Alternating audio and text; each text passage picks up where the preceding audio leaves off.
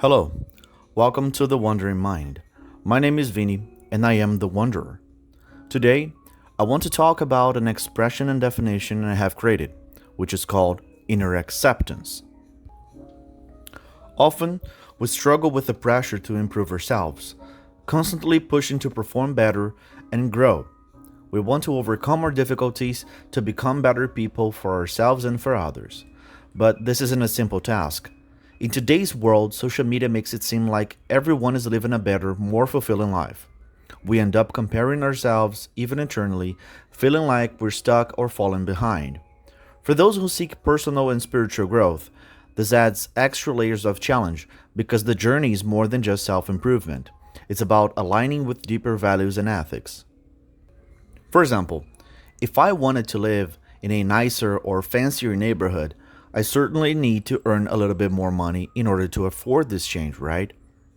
If you imagine someone that acts terribly among other people, being that old bossy juggernaut that crushes people around, and I think everyone can depict someone like that, right? That person set no boundary or restriction in actions towards others.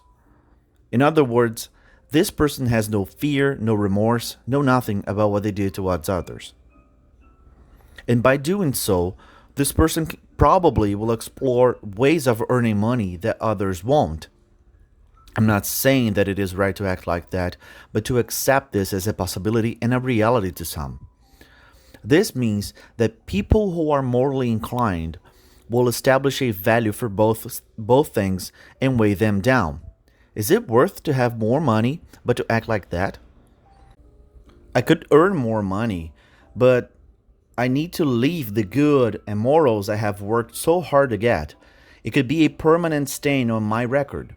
So, what I'm trying to say is morals and or ethics play a huge role on navigating your life, not only for material things and possessions, but it can also be stretched to self-improvement and personal growth, which actually means that developing a sense of moral and a sophisticated, empathetic relationship with others restricts the overall possibilities and turns the journey of self improvement even harder, simply because some paths of development are not internally acceptable. In other words, your ethics closes some doors, so your options are narrower. Because not everyone is ready to act on these inner challenges, some people avoid these confrontations because they're not inclined to deal with them morally or spiritually. But life has a way of pushing us into situations where we are forced to reevaluate our choices, whether we want to or not. Some of you will say that it is the result of some divine way or fate, or that is simple causality. It's not up to me to say, but either way, they happen. When you look at others who seem to live externally focused lives, people that live just for money, power, vanity, and don't bother to dive deep inside themselves, aka normatic people, you might think they're avoiding inner work, but even they will eventually face moments that force them to look inward. And for those unaccustomed to this kind of self reflection, it can be especially difficult. That's why it's important to start or continue that inner dialogue, even though it can be very demanding. As I mentioned before, life has a way of pushing us into situations where we are forced to reconsider. Those moments are generally sad or bad, but most of the times they makes us grow on paths we never chose anyway. For the paths we choose, we tend to set a fixed idea of features and traits of that incredible personality we would like to become. It is almost like designing the perfect archetype we can be, a psychological The Sims character. And although it is a way of development, the more restriction on action, philosophy, and cultural righteousness you place, the more contained you are. Your personality is greater than what you can ever control. Some of your best features might come through your natural personality, your complete you, without any restrictions. Learning more about the concept of shadow is a great tool to allow yourself to expand and explore more of what is there about your personality but is still unknown to you. And this is why I want to shift from the idea of constant improvement of the becoming, That idea that you have to become better at something, become someone new, a non-stop improvement process that is never at the present time, is always looking to the future. I want to shift from this idea to something I call inner acceptance. Inner acceptance is not about blindly convincing yourself of something you don't believe. It's not about pretending to be something you're not until you believe it. Instead, it's about genuinely embracing parts of yourself that you've been taught to dislike. Let me use a simple analogy. If you want to eat vegetables, don't hide them in cheese to make them more palatable. Instead, learn to enjoy the taste of vegetables themselves. There are a huge amount of vegetables available in the world. Also, there are plenty of different ways to preparing them. With open mind and heart, you can try some of them, and certainly at least one will please you. But if you don't, covering with cheese won't make you choose vegetables anyway. Hiding what you don't like about yourself won't make you accept what you are anyway. Inner acceptance means looking at yourself openly and accepting traits you may find difficult. It's about realizing that the problem may not be the trait itself, but the perspective from which you've been taught to view it. We often judge ourselves harshly based on societal standards or the curated lives we see on social media. This can reinforce feelings of inadequacy. But just because something is unrefined or untapped doesn't mean that it's wrong. You might have been criticized for certain traits in your life, but those critics didn't share any of your passions or perspectives. Their judgment don't make those traits inherently bad. Since those traits are natural to you, they likely emerged at a young age. And because we didn't know how to manage them back then, they led to negative consequences, such as putting our life in danger or even disrupting societal hierarchy we don't see or understand at the time. Over time, we start to bury them, but instead of pushing these parts of ourselves down, we need to find a way to use them productively. Take aggression, for example. Aggression isn't inherently bad, it's how you channel it. It doesn't have to mean violence. Sure, it can lead to it, but it can also be the drive that pushes you to achieve or protect what matters. People who are naturally very aggressive, for instance, probably faced a hard time while a kid to express their aggression, since it led to disrespect towards others, fighting, and bullying, and none of those things are morally or socially accepted. This is why this person's education probably was focused on eliminating that trait, something that they cannot do. The key is learning how to channel that aggression constructively, much like diverging a river close to a huge city, instead of building a dam on the hopes that will contain the waters indefinitely. And we know the risks of this if the dam fails. Those inner traits can't and won't be removed because they are natural to you. You will have to make a huge effort your entire life to contain it. And even sometimes when you're out of control, those traits can appear without any filter, causing much trouble and damage, giving you again the sensation that it should be buried even further. You become an emotional pressure cooker about to blow. If you could align with that part of you again, this energy could flow through you without any trouble, relieving the day-by-day pressure to contain it. If you've been trying to fix certain traits all your life, it may be time to ask yourself whether they really need fixing.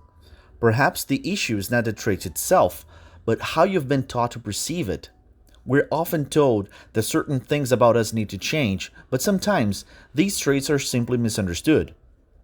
This brings me back to the concept of inner acceptance. Instead of trying to force yourself into being someone else, accept who you are and learn how to work with your natural traits. Over time, trying to become someone else confines you, trapping you in a smaller and a smaller box. True wisdom comes from being more open, not more constrained. Another thing we can add is about things we've been called an example all of our lives that forces us to sustain that character, even though it might not be true. For example, if someone is praised at a young age by the family as a super smart or kind or talented, although there is no attributed causality to claim it happens all the time, it is just to showcase how things can happen. It can create a false impression that this is what defines them, meaning this person will have a hard time understanding that sometimes is clever but not a genius, or is polite but not a saint, or it presented some skill but is not a professional artist, leading to contain or repress any action or feeling that might leave that image they have embodied. There is a people pleasing factor in this case, but what matters most in this example is to perceive there is a set of actions and attributes dormant in their character, completely contained because of societal standards, and this is why it needs to be addressed. This brings me to shadow work, which some might confuse with inner acceptance. While both involve confronting hidden parts of ourselves, shadow work is about bringing parts of our psyche into the light, and some of them are unknown to us. They are a potential hidden in the shadow. Inner acceptance, on the other hand, is about learning to love and constructively use what we know we are capable of doing and being, but have been taught to dislike or contain. To my understanding, shadow work is a much bigger concept that encapsulates inner acceptance philosophies but lacks any practical means by itself. Any practical way of shadow work is a derivative of the main concept of shadow established by Carl Jung. You can look at inner acceptance as a spectrum of this if you want, but we call pink a color, not the mixture of the colors that formed it, right? Now, for the practical part, let me give you a step-by-step guide to act with that information. Step 1. Try to remember or recollect terms and feelings you've been blamed or criticized all over your life. Or it might be about things you've been praised so much that you can no longer abandon the image. Most of those memories carries feelings, and you can sense them in your body, like palpitations, itches, shivers, and more. Let your mind wander in your memory. Step 2. Use the best of your imagination. Analyze without compromise. Imagine that trait is part of you naturally, and you explore them to the fullest. You probably will perceive the negative part of it. That's fine. Live this as though it is true. Then, start listing what you don't want to get. It can be on a piece of paper, a laptop, or if you're not the type of writer, just pick them mentally. Step 3. See the good. Now that you've listed what is bad about this, try to find situations where this trait can be useful or could make you feel stronger, empowered, a winner. Live this as though it's true again. Feel it. Then start listing those feelings too. Step 4. Try to find a situation or a place where you can show a little bit of that energy, a control experiment. Decide what you want to overcome by avoiding what you listed on the bad part and accepting the possible triumph by getting the good too. Some of you will prefer a public place, others will choose friends or a date. Think about the possible scenarios, then pick the best to start acting. Step 5. Act on it. Allow yourself to experiment with that part of you, knowing it is not a bad thing, but you increasing your trust in your nature, in your soul. Don't do it too spontaneously. Try focused and controlled experiments first. Then, when you become more confident with that energy, it will flow even easier, up to a point where you won't feel any pressure about it. In conclusion, instead of trying to become someone you're not, embrace who you already are. Find ways to express the parts of yourself that you've been conditioned to suppress. Be honest with yourself and others, and let this honesty guide your inner work. Whether it's through therapy, conversation, or personal reflection, inner acceptance can help you stop fighting against yourself and start working with your natural traits. So, if you ever found yourself unaccepted, completely out of shape, uninteresting, or with traits people criticized you over your life, try to bring that feeling to life. Try to find another way it can be functional to you. Start slowly, and over time you will build the confidence to live alongside with that trait again. This is the current version of you and your natural tendencies co-living.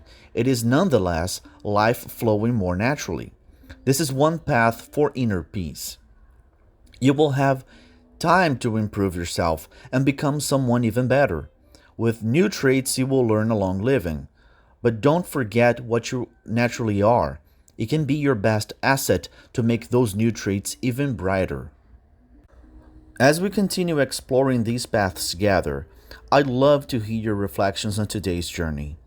Feel free to share your thoughts in the comments, or if you found something here that resonates, a small gesture of support. Let's this channel continue growing in its own way. Thank you so much for listening, and until next time. And as always, keep wondering.